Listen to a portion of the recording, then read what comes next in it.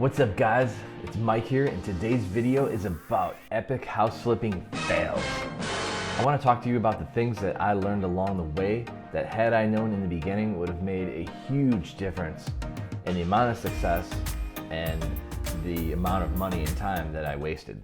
Back when I got started, I made a ton of mistakes and I still do to this day. Over time, you'll develop your processes and streamline your systems to achieve higher success at a faster rate. So in today's video, I want to share 5 key mistakes that I made that cost me thousands of dollars and lots of wasted time in the beginning.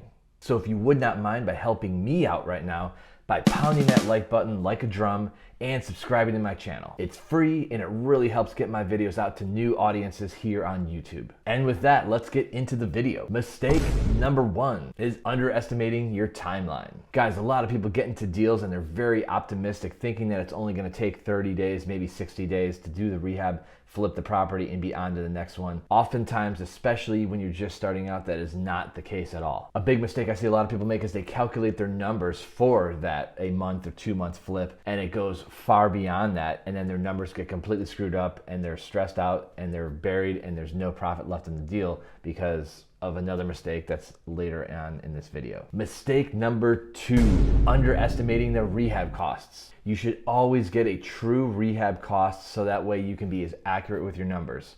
The best way to go about doing this is to hire a contractor that you trust who knows costs and materials and labor and can give you an accurate assessment as to the rehab that you want to do for your project and how much that will cost. This can be very hard to do. So stay tuned to my channel as I'll be posting a new video soon that explains how to vet contractors to make sure that you find the right ones. But the truth is, you'll never be able to scale your flipping business if you're the only one doing the work. You must put together a team of reliable contractors and a general contractor and have backups just so you have the people available to meet your deadlines. If you want to learn this skill yourself, I will link in the description an excellent book that teaches you how to estimate rehab costs for your project. So be sure to check that out. There are many websites and apps out there that will do the math to help you calculate your rehab budget. But to truly know, you need to know about material costs and labor costs. And I know some of you out there are gonna say, "But Mike, I don't need to do all that. I know that there's an app that will tell me everything that I need. Why do I need to read a stupid book?" well, you don't need to read a stupid book if you want, but you can. And you'll probably get a better understanding than if you just have some app do all the work for you. Just a thought. Mistake number 3 is overdoing the rehab. Look, flipping houses is a business. You're not flipping a house to build your dream home, unless, you're flipping your house to build a dream home.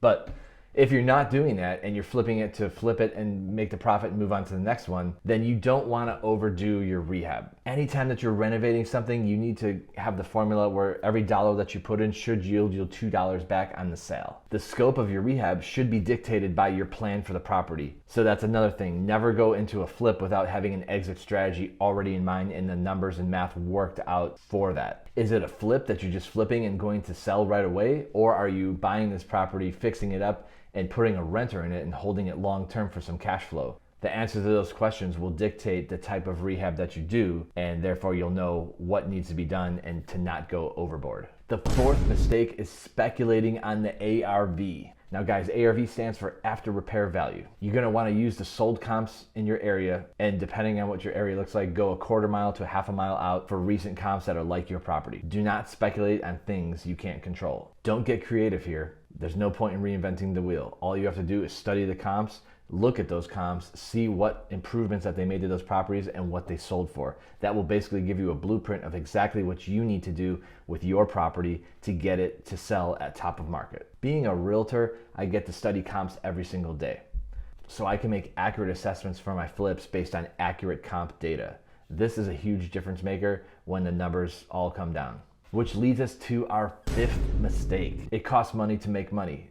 And the same goes with using hard money or private money to fund your flips and rehabs. You have to factor in your money costs correctly. Money costs are whatever it costs you to get the loan for the property and to fund the rehab of the property. When starting out, most people use hard money or private money loans to fund their acquisitions. These rates from these loans can vary and the terms can vary, but typically a hard money loan terms and rate are very high unless you have a lot of experience and have built a good relationship with that particular lender. Before you start making offers on potential flip properties, be sure you have your numbers down correctly, so that way you know your acquisition costs, your holding costs, and your disposition costs, as well as the rehab, the points, the fees, the terms, the amount of time that you have to accurately make a profit. Have all that in mind when you guys are making offers. And usually if it's a good hard money lender, you can work with them on that because they're gonna wanna assess the project themselves before they lend on it, just to double check your math. So they'll probably do some math too. It's best to put your heads together and run some numbers, see what they come up with. They'll ask you what you came up with and find the middle ground and find what works best for that property. But if you make mistakes in this area, it can cost you hundreds of thousands of dollars depending on the size of the project. So just be warned. And my last bonus tip is don't let your emotions get the best of you. Guys, when it's crunch time and you're in a rehab, you're up against time constraints and money restrictions. The stress can get to you and you may make some bad judgment calls as far as what to do. Remember, don't get emotionally attached to the property. It is a tool to bring you more money to keep doing it over and over. Don't get emotionally attached. Always let the numbers dictate the plan of action for each project that you take on, not what you want it to be. This tip alone will save you hundreds of thousands of dollars. So that's all I got, guys. Thanks for watching my video.